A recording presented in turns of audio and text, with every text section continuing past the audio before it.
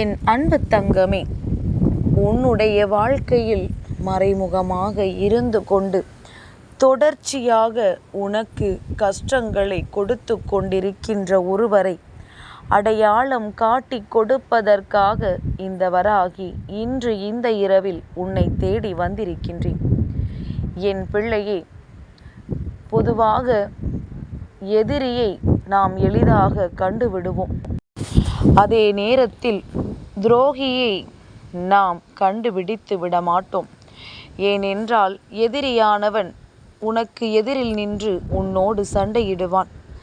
ஆனால் அந்த துரோகியானவன் எங்கிருந்து உன்னை வேதனைப்படுத்துகிறான் என்று சொல்வதை விட உன்னோடு இருந்து கொண்டே உனக்கு கஷ்டங்களை கொடுக்கின்றவர்கள் அல்லவா?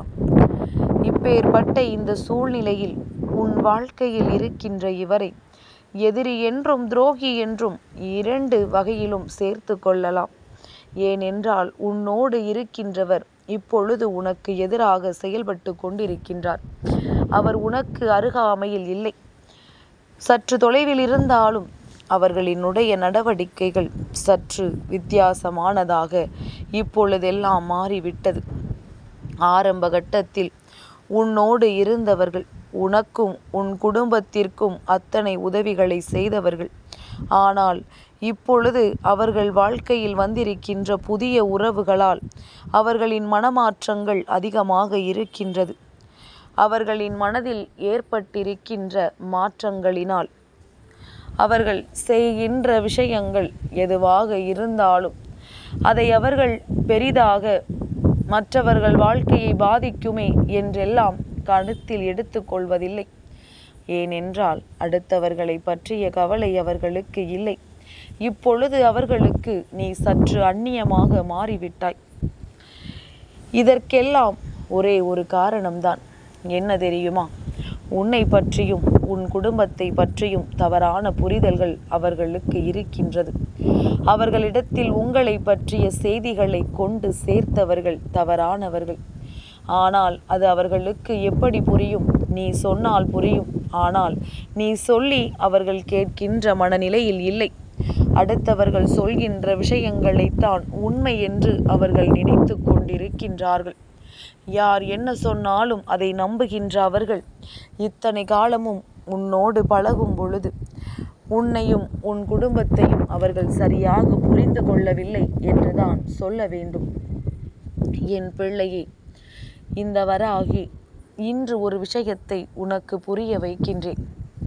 என் பிள்ளையே, எப்பேற்பட்ட உறவாக இருந்தாலும் சரி, அவர்கள் யாராக இருந்தாலும் சரி, எல்லோரோடும் பழகுவதோடு நிறுத்தி கொள்ள வேண்டும். பண விஷயத்தில் யாரிடத்திலும் நெருங்காதே.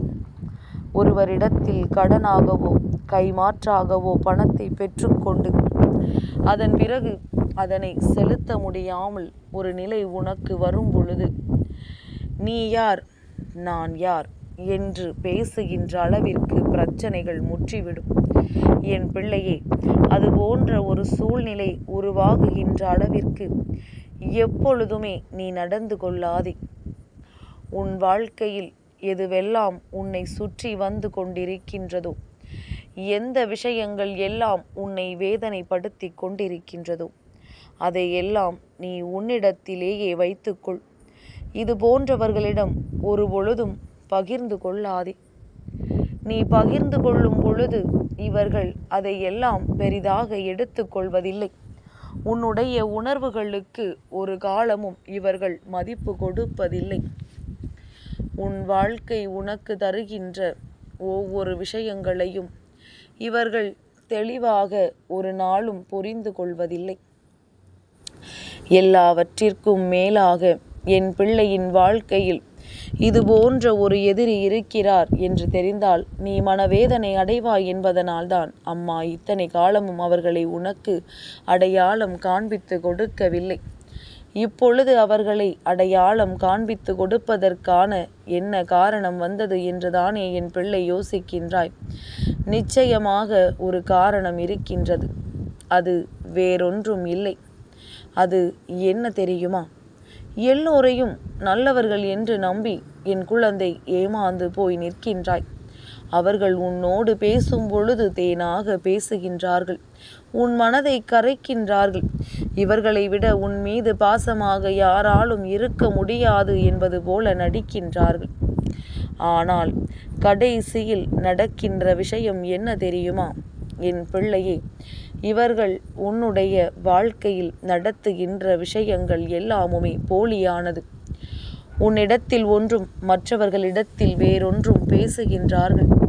என்ன உதவி என்றாலும் செய்வதற்கு தயாராக இருக்கிறேன் என்று சொன்னவர்கள் இப்பொழுது எந்த ஒரு உதவிக்கு வந்தாலும் செய்துவிடக்கூடாது என்கின்ற மனநிலைக்கு மாறி இருக்கிறார்கள் என்றால் உன்னை பற்றி மற்றவர்கள் பேசிய விஷயங்கள் எவ்வளவு மோசமானதாக இருக்கும் என்று என் பிள்ளை நீ சிந்தித்துப் பார்.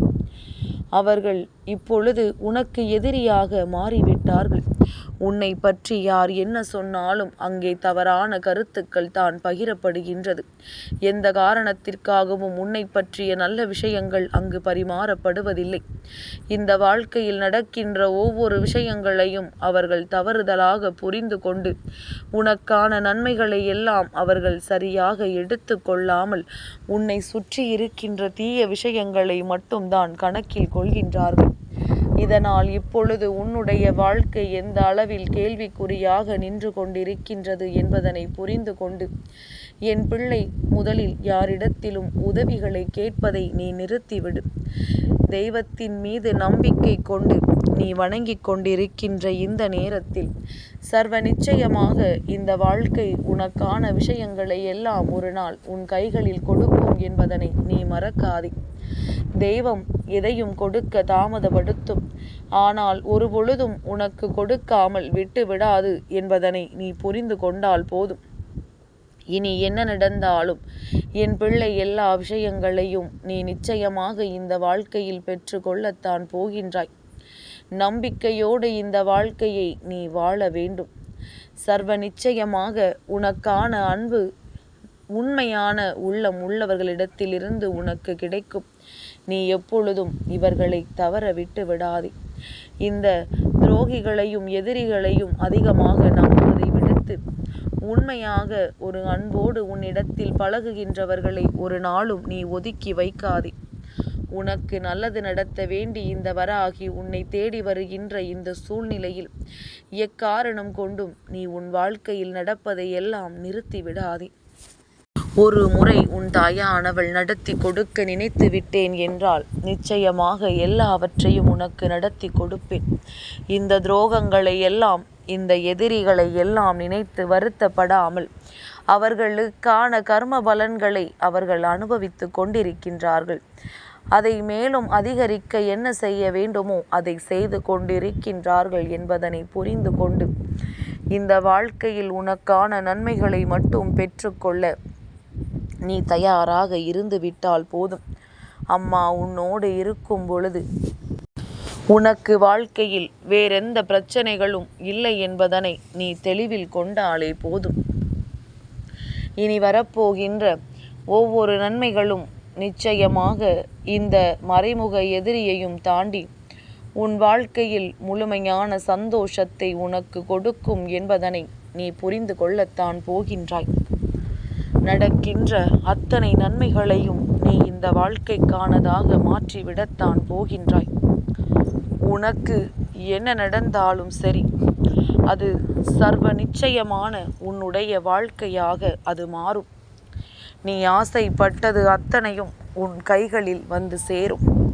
நீ எதிர்பார்த்த அத்தனை நல்ல விஷயங்களையும் நீ சர்வ நிச்சயமாக பெற்றுக்கொள்வாய். இந்த வராகி உன்னோடு இருக்கும் வரை உனக்கு எந்த கவலைகளும் தேவையில்லை என்பதனை நீ புரிந்து கொண்டால் போதும். எல்லாமும் உனக்கு நன்மைகளாகவே வந்து முடியும்.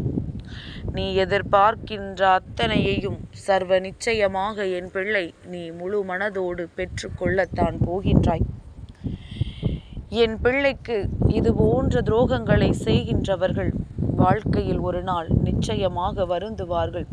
இது போன்ற ஒரு உண்மையான அன்பை தொலைத்து விட்டோமே என்று. அதனால் நீ எதற்காகவும் வருந்தாதே. என் பிள்ளைக்கு என்றென்றும் நான் உடன் இருக்கின்றேன். என் அன்பு தங்கமே, இந்த வராகி அம்மாவினுடைய ஆசீர்வாதங்கள் என்றென்றைக்கும் உனக்கு முழுமையாக கிடைத்து கொண்டே இருக்கும்.